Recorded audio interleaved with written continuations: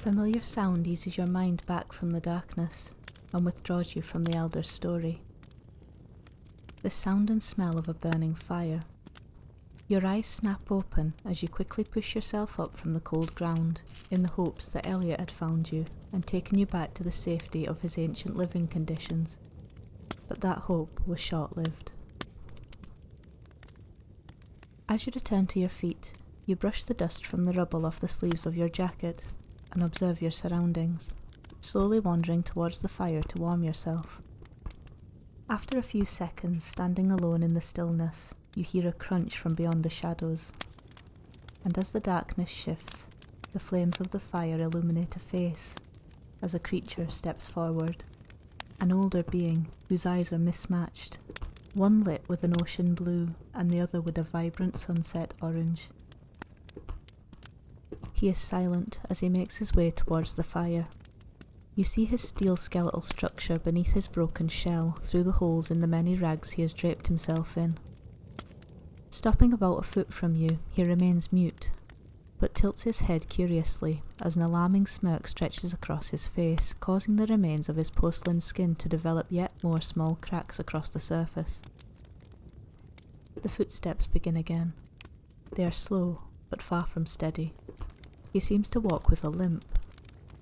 It's obvious he has had a hard time in this realm. Well, what do we have here? When he finally speaks, his voice is a lot gruffer than you imagined. His tone is menacing, but you see an uncertainty in his eyes. He is clearly in pain, but continues as if it is nothing. I know those eyes. An illusion? Could this be another of Elliot's games? This being isn't stupid. He too knows of your true form. But instead of talking down to you like a lot of the others did, instead of the intimidation you felt before, he proceeds as if he is talking to yet another chaser. His words may be threatening, but they are not directed towards you.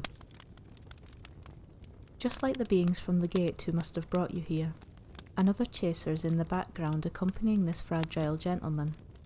The second man is quiet and not quick to speak, but you notice he is in much better shape than his companion. Have a little empathy. Don't you remember what fear looks like? Fear is a mere mechanism. One way or another, fear will become an unavoidable occurrence here. We just know how to hide it. Don't mind him. His heart's in the right place, but he doesn't always deliver on his messages he's trying to get across. What he's trying to say is, this is the end of your life. There are chasers in this world who will try to raise your hopes, but unfortunately this is where the road ends.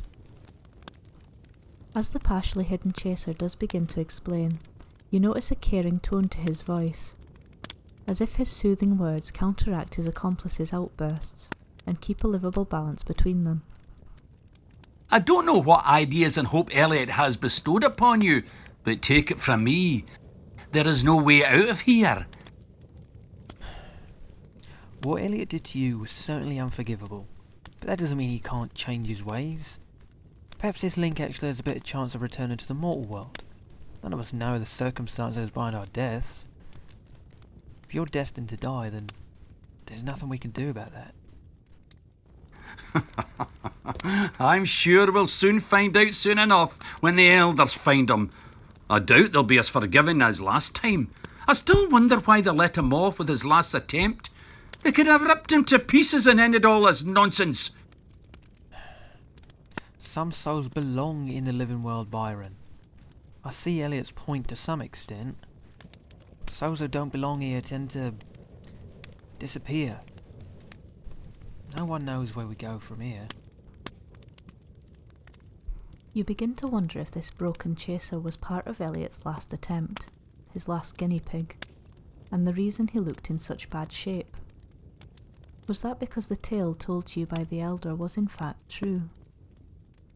If the legend of Euro could send Gallo from this world to dwell in the unknown, who's to say Elliot hadn't attempted the same procedure back when this chaser was a link? However, the magic would be non-existent without a protector, a godlike being who hasn't been heard about for centuries. Perhaps there were some fragments from this story that needed explained further. You're becoming more and more human by the day, Bentley. Elliot's actions are forbidden. Taking on the role of an elder, deciding the fate of a link, unheard of. Listen, don't do anything you're going to regret. I know you're angry, but you have to remember where we are. Remember what we're here to do. Yes, of course. Come with us. You are led off by the unusual man as he guides you through the empty and dark part of the realm.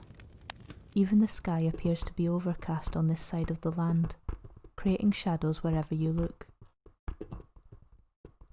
The seemingly saner of the two men appears suddenly and wanders slowly alongside you. Please forgive him. He was like this when I found him. Beaten. Deformed. His mind also left him years ago. I can tell when he moves through the darkness.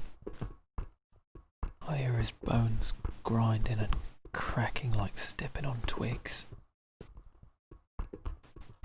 That's why we hide out here. Away from the ever-observant eyes and ears of the elders. Although, we can't stick around in the shadows forever. Sometimes, sacrifices must be made. Sacrifices which we hope will keep us safe in this world. Just as you're becoming quite content in the duo's company, the fractured man leading the way stops abruptly and turns to face you, his orange eye flickering. Considering his sudden action was just part of his overall character, you continue walking until the ground suddenly disappears beneath your feet. They have been leading you to a pit. The pair's fear of the elders has brought them to manipulation, allowing you to feel safe in their presence, only to use you as a means to protect their safety, delivering you straight into their clutches. Don't worry. Your fear will subside.